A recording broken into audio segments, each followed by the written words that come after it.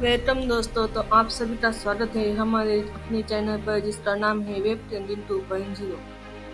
हमने पहले देखा कि कैसे अधीर का खून हो जाता है और कैसे उसकी लाश मिलती है और इसका शर्ट सीधे सीधे अंबिका पर जाता है।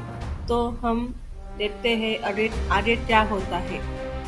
एल्विन अंबिका के बारे में सब कुछ जानता है। यह अंबिका के कॉलेज में ही जूनियर था और उसका फैन भी था और एल्विन एंजॉय करते हैं और क्लब बंद होने के टाइम पर वो अंबिका के घर पे जाते हैं। उसके घर पे जाने के बाद वो फोटोग्राफ देखता है।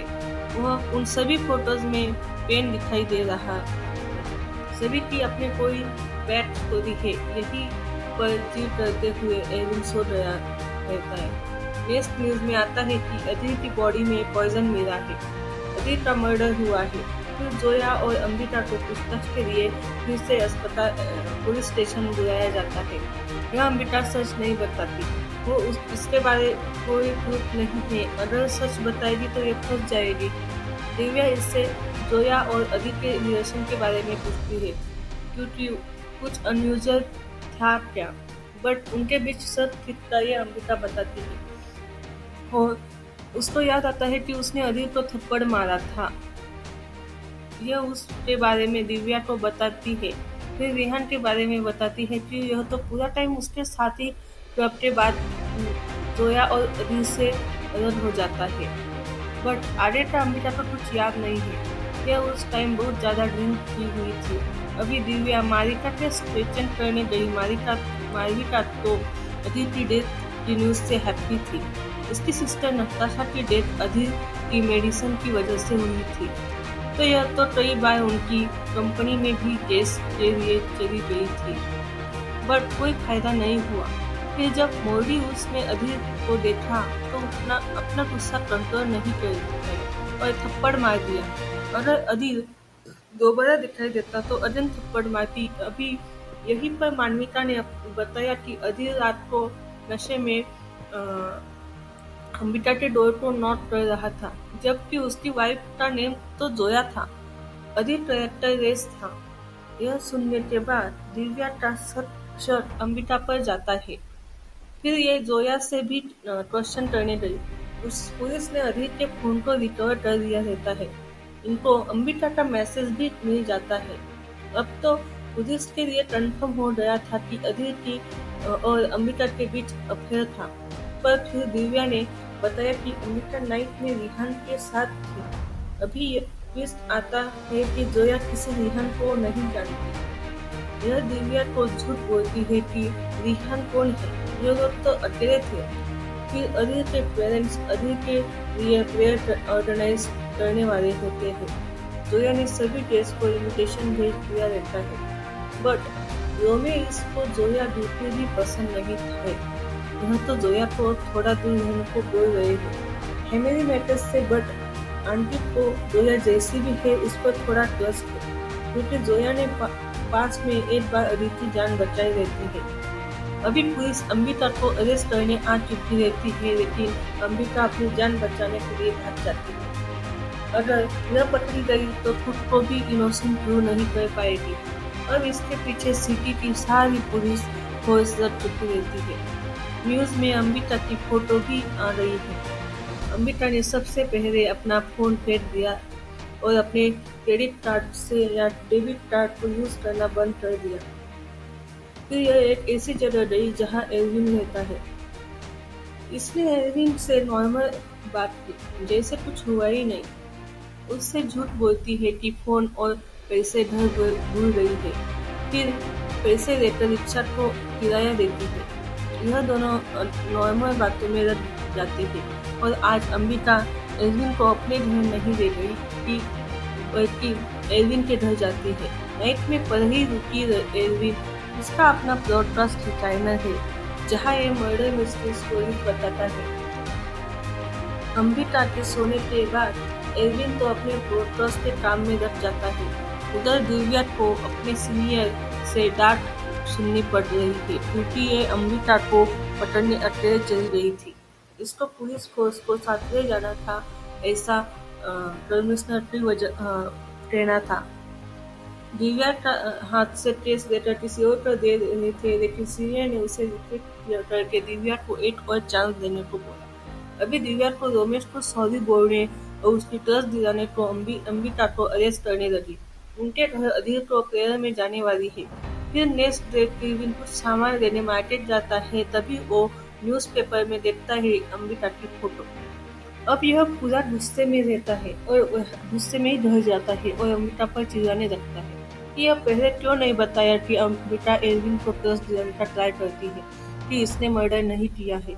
यह तो ऐसा कुछ नहीं कर सकती। इसका पुलिस से भागना मजबूर था। ऐसे हाथ प्रोफाइल केस में पुलिस को जिस पर भी शक होगा वो उसे पकड़ कर अंदर डाल सकते हैं।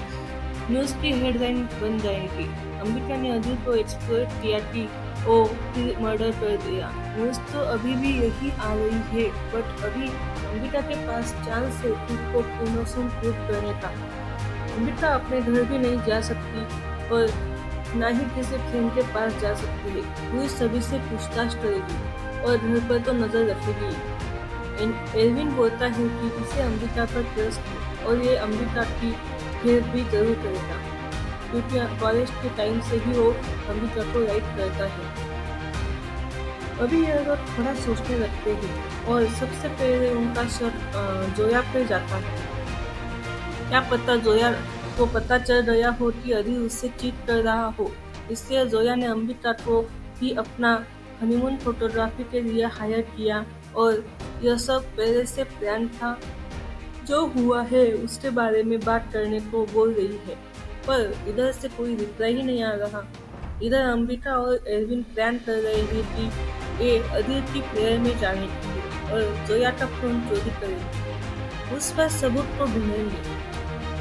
एल्विन पिस्टर है, इसके लिए फोन चोरी करना बहुत ही आसान है। यह अंबिका को एक ट्वीट देता है ताकि इसे कोई पहचाने ना, और एल्विन अंदर आ चुका है। यह अंबिका से कॉल पर बात कर रहा है ताकि कोई प्रॉब्लम हो तो अंबिका बाहर से इसकी हेल्प कर पाए। तभी एल्विन को जोया ने नोटिस किया और उससे बात करने आई।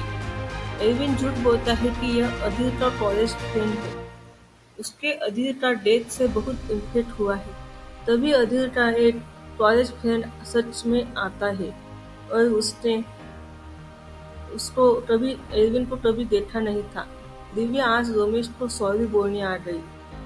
यह सब ऐसा नहीं लग रहा जो इसने अंबिका को बोला था। तभी एक और ट्विस्ट इसी पार्टी में आता है। वो बंदा भी आया है जो अधीर और जोया पर मॉर्डीज में नजर रख रहा था। ये रोमेश का आदमी है।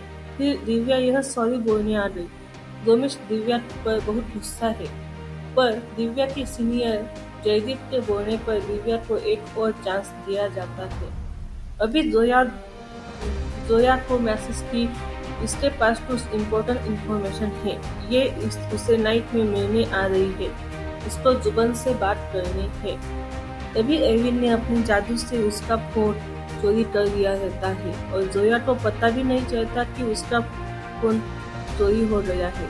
जोया ने रोमेश पे उस आदमी को यहाँ देख लिया था। शायद जोया को उसी के बारे में कुछ बात करनी है। उधर एल्विन और अंबिका जोया के फोन को ओपन करने का ट्राई करते हैं। फोन जोया के बर्थडे वाले पासवर्ड से ओपन हो जाता है और इनको पता चल जाता है कि जोया किसी जुबिन के मिलने वाली है। ये लोग नाइट में जोया को फॉलो करते हैं। जोया एक मिडिल क्लास एरिया में आई और यहाँ पर वो जुबिन से मिली। जुबिन और कोई नहीं रेहिन ही था। अंबिका और एल्विन ने इन्हें देख लिया। यह भागने का ट्राई करते हैं, पर जोया और जुबिन भी उन्हें देख लेते हैं। यहीं पर थर्ड एपिसोड खत्म हो जाता है। एपिसोड 4 की शुरुआत में हमें 4 महीने पहले का सीन दिखाया जाता है, जहाँ जुबिन जेल में था। उससे मिलने जोया आई थी। यहाँ जोया बताती है कि मैं अधीर ईरानी से शादी करने वाली थी, जिसके बाद मैं तुम्हारा भी ख्याल रखूंगी और पैसे के लिए हमें रोना नहीं पड़ेगा। जिस पर जुबिन खुश हो जाता है कि ठीक है, मैं भी कुछ दिनों में जेल से बाहर आने वाला हूँ। अब जुबिन से जेल में क्यों गया था यह आपको आगे पता चलता है। प्रेजेंट में जोया अंबिका से कहती है कि तुम गलत समझ रही हो, रूम पर चलो सब बताती है। इस पर अंबिका एल्विन के साथ रूम में आ जाती है। फिर जोया बताती है कि ये जुबिन मेरा भाई है, जो 2 महीने पहले ही जेल से छूटा है। और कहानी पास में जाती है, जहाँ जोया जुबिन को बताती है कि उसका पति अधीर उसे धोखा दे रहा है। वो लड़कियों के साथ सोता है और वो अधीर को छोड़ना चाहती है, जिस पर जुबिन भड़क जाता है कि वो अमीर और है, तू उन्हें छोड़ देगी तो पैसे का इंतजाम कहाँ से होगा।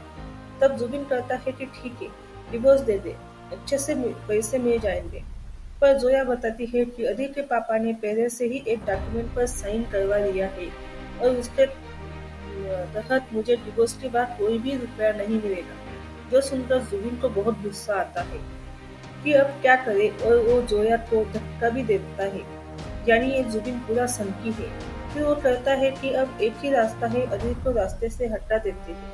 जिसके बाद ये भाई ने प्लान बनाया कि अमृता को साथ में ले जाया जाए और उसी के मर्डर में फंसा दे, जिससे पुलिस को लगेगा कि धीर और अमृता का अफेयर था। इसलिए अमृता ने गुस्से से उसे मार डाला।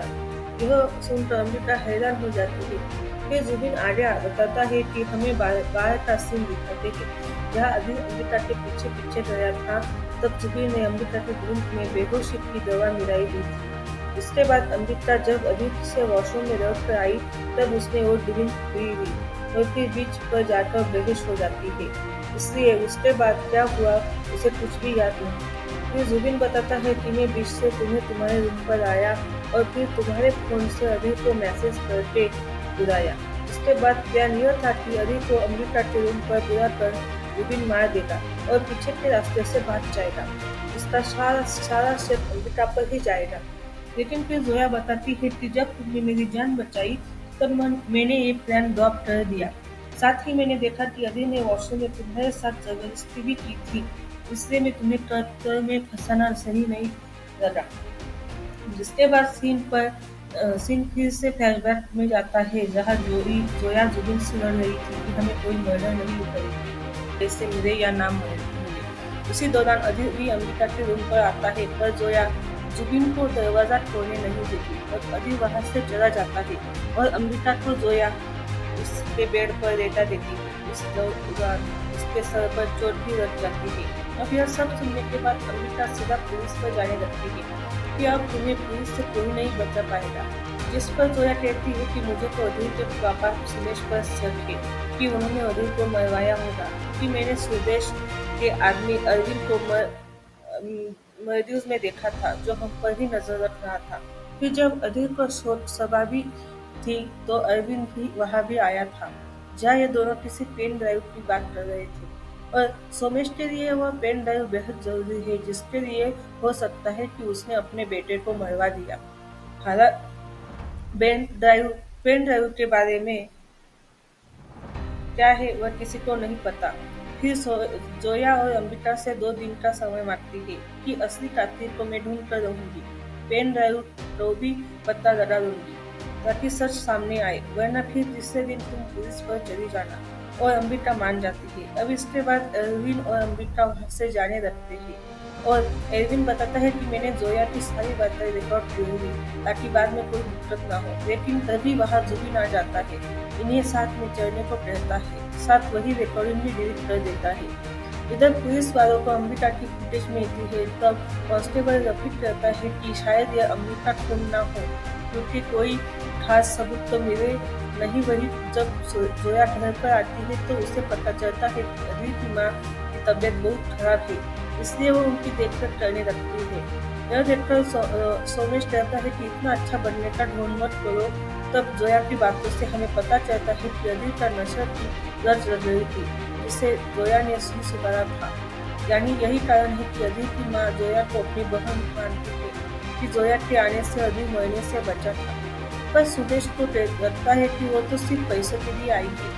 इसके बाद जोया अधीर का सारा सामान चेक करने लगती है ताकि उसे प्लेन ड्राइव मिल जाए, पर कहीं भी प्लेन ड्राइव नहीं मिलता। लेकिन उसे अधीर के वॉलेट में प्रीमियम सिविल क्लब का कार्ड मिलता है और जोया कुछ सोचने लगती है। तभी जोया अमृता को कॉल करती है और बताती है कि मुझे क्लब का कार्ड मिला है, वहाँ अधीर का एक लॉकर है, उसे एक बार चेक करना चाहिए।